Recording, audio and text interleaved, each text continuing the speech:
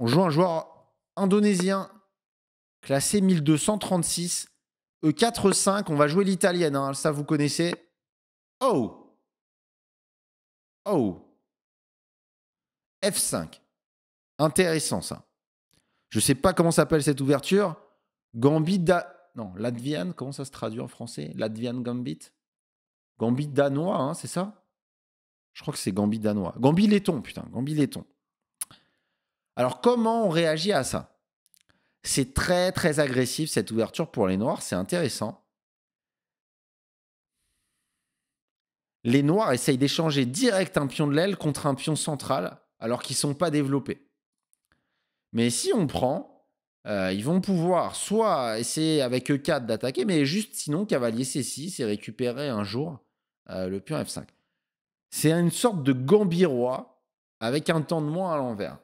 Bon, mais gambit-roi, c'est déjà une ouverture chaude. Alors là, vous imaginez bien que normalement, gambit laiton, c'est un petit peu inférieur. Qu'est-ce que vous jouez? Quel est l'inconvénient du coup F5? C'est ça qu'il faut se demander ici. Eh bien, il n'a pas défendu le pion E5 qui était attaqué. Et le deuxième inconvénient, est-ce que vous l'avez? Ouais. Ça affaiblit cette diagonale. Et ça affaiblit le roi. Donc, on va prendre ici. On menace déjà échec et presque mat. Sur G6, on pourra sacrifier le cavalier. Et gagner la tour. Alors, il fait cavalier F6, il contrôle la case. Ok, bien joué. Comment vous continuez, les amis? Là, ça me semble assez facile. Je sens que tout le monde va trouver ici. Où sont les faiblesses, là, dans la position adverse? Ouais, F7. F7, c'est faible. On se développe. Non, non, non, on prend pas le pion. On se développe et on menace une fourchette ou un dérocage du roi. Donc, on adore. Salut, Popcorn.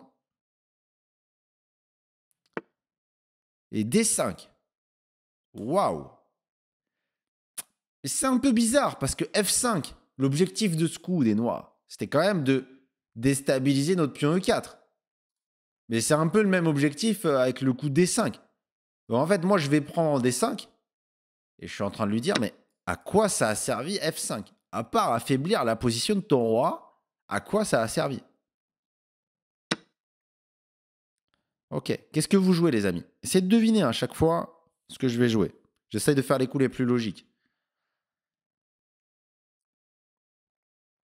Là, il y a deux coups, on va dire. Il y a deux coups que vous devez tous envisager. Évidemment, Rostem, Dame H5, échec, le coup le plus tactique. Et sinon, le coup de routine, petit roc. On met le roi à l'abri, on va ramener la tour sur la colonne, ça a l'air très bien. Mais en fait, ici, on va y aller pour Dame H5. Hein, ça fait très très mal. Ah, peut-être j'ai pas assez calculé. Ah, non, pardon. Non, ça va. Autant pour moi. J'ai joué Dame H5 sans rien calculer. Mais ok, normalement, sur G6, qu'est-ce qu'on fait? Eh bien, on prend, évidemment. On prend, ça sur Chesscom, si vous faites un peu de puzzle, il y a souvent celui-là. S'il nous prend, alors soit on peut prendre et s'en prendre au roi, et c'est très chaud, mais on peut aussi juste gagner la tour et du matériel. Mais le mec, il reprend pas, il s'en fout. Fou E6. Ah, il sent que ça pue un peu, donc il fait fou E6. Mais là, ça va pas l'aider, notre ami, ce coup-là. On va prendre la tour, évidemment, sur échec.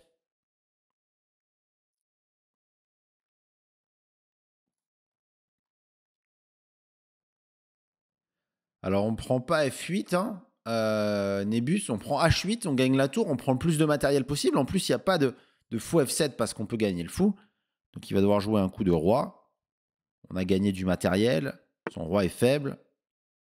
L'ouverture est ratée pour les noirs.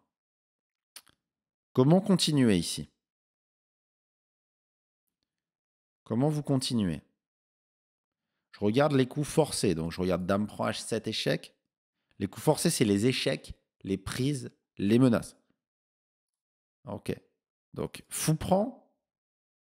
Dame prend. Alors, si je fais fou prend, il fait fou prend. Je peux prendre échec, fourchette. Il revient avec son fond E6. Ok, tout est bon là. Tout est bon, vraiment. Cavalier ici, c'est une menace sur la dame. Le cavalier qui peut se recentraliser. Il y a plein de coups. Mais je vais mettre mon roi à l'abri. Jamais oublier de mettre son roi à l'abri. Tranquille. On n'a pas assez de matériel pour tout mater. Pour mater. Donc, ok, je me développe. Il joue dame F6, donc il menace de me manger le cavalier. Roc, c'était pas le meilleur coup, hein, attention. Je fais des coups les plus simples que sans doute à ce niveau-là, à 1200, vous pourriez envisager. Bon, mon cavalier est attaqué, je vais prendre échec et je vais défendre le cavalier, ça mange pas de pain. Bien, Naël. Ok, donc il tente de s'enfuir avec son monarque. Qu'est-ce que vous jouez?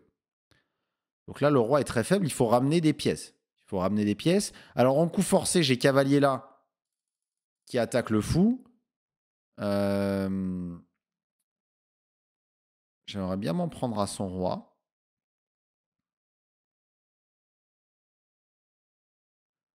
Cavalier C3, je suis pas fan parce qu'il peut prendre mon cavalier et après j'ai le fou qui est en prise comme ça. Ça me plaît pas trop. Donc non, ce que je vais faire, c'est que je vais mettre mon cavalier en G6 et je menace de prendre son fou. Mon cavalier était un peu hors jeu, je le ramène. Alors, développer une pièce à nous, c'est bien, mais le cavalier, c'est comme si on le développait parce qu'il ne servait plus à rien là-bas en H8, donc on ramène une pièce en jeu. Tour E1, c'était pas mal comme coup. Overmind. J'aimerais beaucoup ramener ce cavalier vers la case E5. On va voir si c'est possible. Ok, mon adversaire qui se développe, c'est bien, il se met à bien jouer. Donc mon adversaire qui devrait juste choisir une ouverture un peu meilleure que ce qu'il a fait. Ok, intéressant. Alors, attention, j'ai un peu peur de me faire enfermer la dame. Ça peut arriver parfois, imaginons, il fait fou ici, un jour il va mettre la tour là, j'en sais rien. Ça m'inquiète un peu. Ok, je vais jouer D4. Il faut que je développe mon fou. Pour l'instant, madame, elle se fait pas enfermer. Je donne ce pion, hein, volontairement. S'il le prend, ça va ouvrir la position sur son roi qui est au centre. Du coup, il le prend pas. Il menace pas encore de m'enfermer la dame. Tour H8, j'ai cavalier, prend tour. Mais ma dame est quand même sacrément embêtée. Peut-être des coups comme fou G8 d'ailleurs. Ah, je vais devoir faire dame là. Après, il peut mettre son fou F7. Je suis cloué. Il y a un peu de danger. Il y a un peu de danger. Donc, je vais pas m'embêter, les amis. Je vais liquider. Cavalier E5. Bien vu, Atlas. On liquide. Liquidation, là. Liquidation judiciaire. Là, on va essayer d'éliminer les pièces. On a une tour de plus, hein, ça se voit pas parce qu'il a plein de pièces au milieu de l'échiquier. Mais on a une tour de plus. Donc là, on va procéder à des échanges. Il est mieux développé. J'avais du mal à attaquer son roi. Donc, ok, on liquide. Attention, il a une énorme menace. Tour ici. Et si je bouge la dame, dame H2, échec et mat. Ok. Qu'est-ce que vous faites? Là, il faut faire un coup de défense. Qu'est-ce qu'on fait?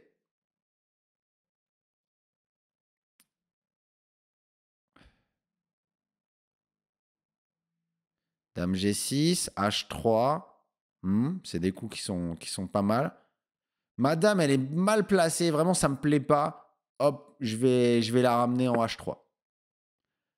Ok. Pas sûr que ça soit incroyable, d'ailleurs. Mon idée, c'était de faire Dame G3. Ouais, je suis en train de rater complètement mon milieu de partie. Mon adversaire qui se met à bien jouer.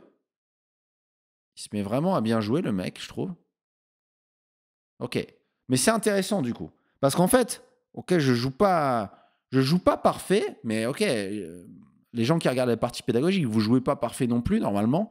Et donc, ça donne une position intéressante où on est un peu sous pression sur le roi. Comment on fait? Eh bien là, on va voir une séquence assez intéressante. Quand on se fait attaquer comme ça, le roi, il y a une règle qu'il faut avoir en tête. On aime beaucoup liquider. Échanger les pièces. Échanger les dames, c'est encore mieux. Est-ce que vous voyez un moyen d'échanger les dames dans cette position? Fou prend D5 échec. Qu'est-ce qu'il va faire? Fou prend. Et j'échange les dames. Échec. Et là, il n'y a plus d'attaque sur mon roi. Et on a une tour de plus. Terminé. OK? Donc ça, c'était une séquence défensive très importante à retenir pour vous. On est sous pression, on se fait attaquer le roi, on cherche à échanger les dames. OK?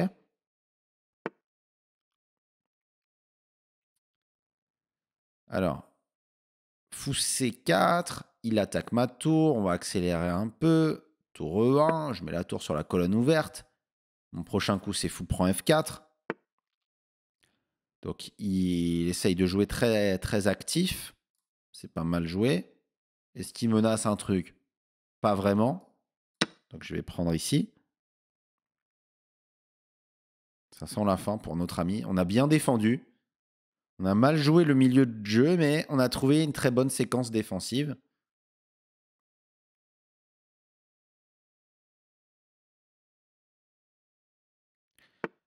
On va voir pourquoi je n'ai pas très bien joué le milieu de jeu. Je pense que c'est instructif, les erreurs que j'ai commises. Ok, il attaque mon fou. Bon, je sauvegarde mon fou. Comment on va gagner cette partie avec 1 minute 30 à la pendule? Et merci à Popcorn pour le sub offert à la commu. Alors ouais, il a la paire de fous. Mais là, la team, il n'y a pas de paire de fous parce qu'on a une tour de plus. Hein. Alors comment on va gagner? Bon, déjà, on centralise nos pièces. Ça, regardez, là, c'est bon. Toutes nos pièces sont en jeu. Merci à Flo, merci à Joe Killer aussi. Je ne sais pas si j'ai remercié. Flow, c'est le nom d'un bar à Budapest que j'aime bien. Un petit café pour travailler. Le Flow, ça s'appelle. Et Tezuka, merci pour le 4e mois d'abonnement. Merci à tous les amis. Et ensuite, qu'est-ce qu'on fait pour gagner une partie comme ça? Soit on échange les pièces. Et donc, on va faire un échec. Déjà, on va améliorer notre cavalier. Hein, pourquoi pas? On centralise encore. Regardez, on attaque ici. Donc, ça, on essaye de l'inciter à l'échange. Visiblement, il ne veut pas échanger. Mais là, il commence à se mettre en danger, notre ami. Regardez, je ramène mes pièces en jeu. Échec.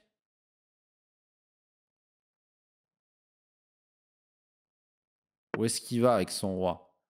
Ok, il va là. Il va là, mais il est bientôt mat, non? Peut-être pas. Je sais pas. On va essayer de le mater. Échec. Il a plus beaucoup de cases. On dirait qu'il s'en sort quand même. On dirait qu'il s'en sort.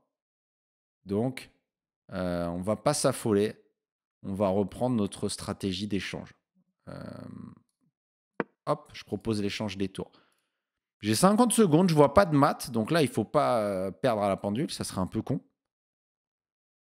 Cavalier prend C7. Il y avait tour prend C7 qui était embêtant. Avec à la fin fou prend E6. Donc, ça, c'est mieux a priori. Et maintenant, ok, on va prendre ce pion qui nous tend les bras. Et là, on va essayer d'aller à dame. Là. On a des pions passés liés. Donc là, le plan, on va à dame. Vous allez voir, ça va très bien marcher. C'est parti. H4. Là, on va à dame. Hein, on se fait pas chier.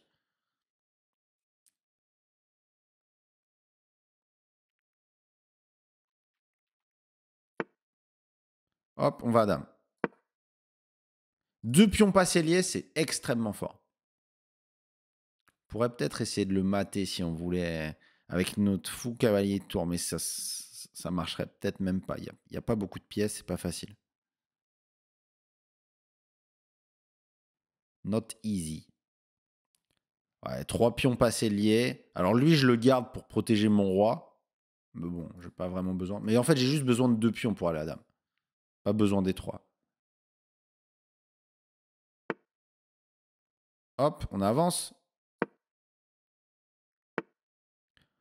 Ok, là, il nous a bloqué ici. Bravo. Donc, on va essayer de débloquer. Donc, par exemple, je vais ramener mon cavalier en G3. Ouais, j'essaie de faire des choses vraiment basiques. Hop, regardez. Et on va essayer de repousser. Ça, c'est un plan simple d'amener les pions passés à dame.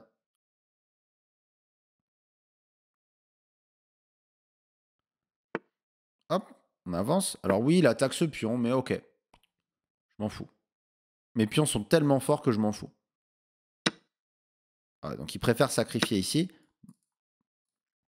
S'il avait pris, c'était tour là-bas. Et ok, on va à dame. Alors là, si je veux être malin, au lieu d'aller à dame, je vais éliminer son défenseur. Regardez. Échec. Et comme ça, en fait, au lieu de le laisser sacrifier son fou sur ma dame, je vais directement faire une dame. Alors lui, il a du contre-jeu, mais je peux tout le temps sacrifier, moi, mon fou. Donc, c'est léger comme contre-jeu. Et je vais à dame. Et je vais à dame. Et mon fou peut prendre quand je veux. On va ramener la dame vers le roi. Et ça va être mat très bientôt. Donc, les pions passés pour gagner une partie, c'est hyper efficace. Ok, la team? Alors, on va analyser ça rapidement et on va lancer encore une game. Alors, j'ai pas fait une partie brillante, loin de là, parce que la partie était un peu étrange. L'effort régulier est payant, même si ce n'est pas toujours concret et immédiat. Garry Kasparov. Putain, Garry, merci.